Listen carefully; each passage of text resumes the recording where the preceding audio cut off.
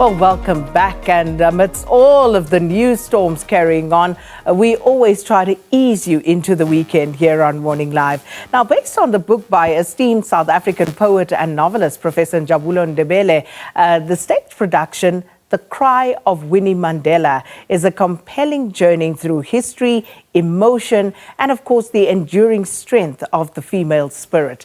It tells the stories of four women who, through personal and intimate conversations, reflect on a period of spending time waiting for their husbands to return from exile while working in the mines, political imprisonment, and studies abroad. Now, The Cry of Winnie Mandela will be on stage at the Market Theatre from the 30th of this month, 30th of March, until the 21st of April. But to tell us more about this theatre production, we are joined by the Cry of Winnie Mandela Director Momo Matsunyane here in studio. I am so excited to have you. Good morning, Momo. Morning. Thank you for having me. I was saying to Momo, you know, and she, of course, named after her aunt, Yes. Khomotso. So the thing about Khomotso Matsunyane, you don't have to see her. You will hear that she's in the vicinity. Very true. Her laugh. and I'm getting that same energy from you, Momo. Thanks so much for coming through. Thank you so much for having me. She's one of my favorite people in the world. She is just a wonderful human being, as is your dad, by the way. Yes. And such a blessed family. And I'm so excited for this for you. So, you know, how did this opportunity come about? So last year I was a part of the readings of The Cry of Winnie Mandela. And I guess based on my input and feedback, based on the readings, the artistic director of the Market Theatre, Greg Homan, then contacted me. I was out on a hike and I got a call saying, Momo, we would love for you to direct the production. I kind of thought I'd be acting in it. And he was like, no, we want you to direct. So I was over the moon, a great opportunity. And to be able to be a part of such an amazing story that chronicles, you know, the life of Mam Winnie Mandela is the biggest opportunity I could ever receive. So I'm very glad. You know, it absolutely is. And hence I wanted to get into that bit with you, because here is an absolute icon of a woman. And as you say, you know, you need to take care with how you're going to tell the story. So any sleepless nights? Who did you consult? What have you been doing? Many sleepless nights. I really believe that what we do is so spiritual.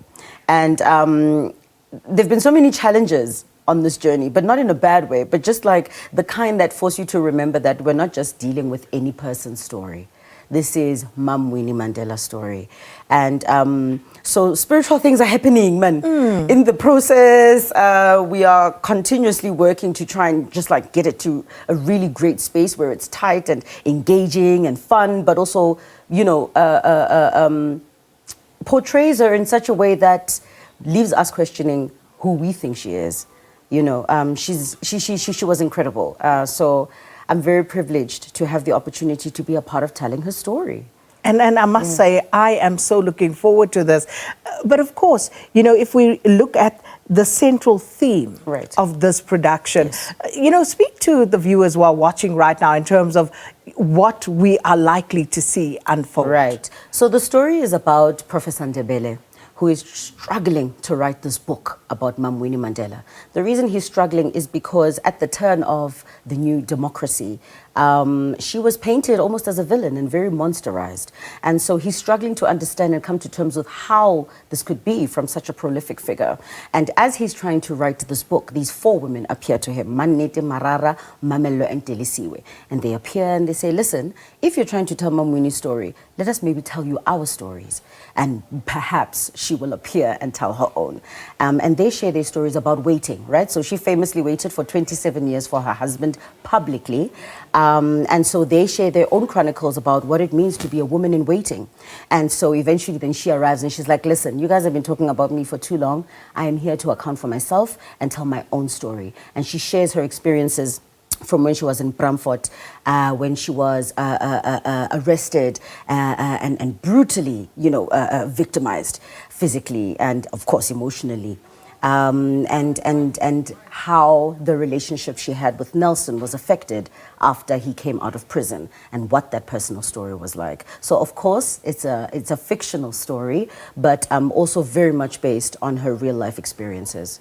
So people can expect a lot of tragedy, a lot of humor, because we can also cry while at funerals and laugh while at funerals. As we do. But really it's a beautiful story chronicling this woman's amazing life.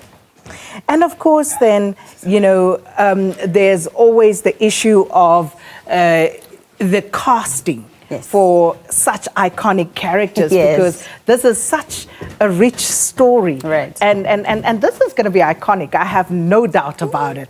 So talk to us about that thought process. Was it instantaneous? Because when I looked at who you had cast, I was like, yeah. It makes sense. It makes absolute sense. The casting for this was quite insane. I had the opportunity of being able to cast Mam Nambitha Mpumlwana, Ausra Michweni, Ayanda CBC, Siasanga Papu, Pulane Rampwana, as well as Les Nkosi. They're amazing talents, incredibly gifted in storytelling, and it was an honor for me to be able to be in a room where we could play, and for me to see and be like, I know you are amazing, but as a part of the audition process, I would love to get to know you better. So I don't like holding, conventional auditions. I like to see people in process.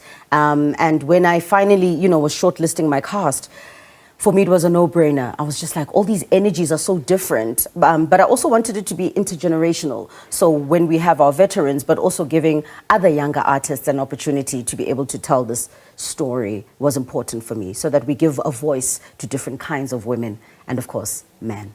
So were you respectful to Sis Nambitha? Because I'm very worried about, this generation, these new people, they don't respect us and the greats in this game. I'm joking. Listen, I had no choice. When you are in a room with Mam Nambitha, you gotta bring the respect. But also she's mutually respectful of me. And I think we've managed to forge such a wonderful relationship in negotiating, where as a young artist, how do I now navigate directing somebody who's been at this, right? Yeah. But also still cementing my voice as a director and someone who holds the vision. So I'm very privileged to be in the space. We're constantly growing, constantly creating, and we have a ball as a cast. I would imagine, never mind the actual production on the Market Theatre stage. I'm thinking I would just like to sit there during the rehearsals, because we make magic. And Sis Nambitha Mpumlwana has joined us. She's just walked in. So as you come in, ma'am, good morning. Surprise! Surprise! How are you, Mama? As she said, no-brainer. When I saw your name, I was like, yeah. This makes absolute sense. What did you think when you were called for the casting of this? Wow, it's a daunting task. That's the first thing, it's a daunting task. And then, of course, I found out who's directing, and I'm like, so she didn't tell me? I'm like, you can keep a secret, huh? I did. I wanted it to be surprised. Well, I was surprised. But I was pleasantly surprised. And I know that this can sound, like condescending. Right. But I actually watched you grow up. And I watched some of my closest friends raising her. So I know exactly what kind of stock she comes from. And so when they said she's directing, I was like, oh, of course. Yeah. So she is bright, she is dynamic. Actually, I was thinking on the way here, dynamite. She's like a little package of explosiveness. Like everyone in her family. So, yes.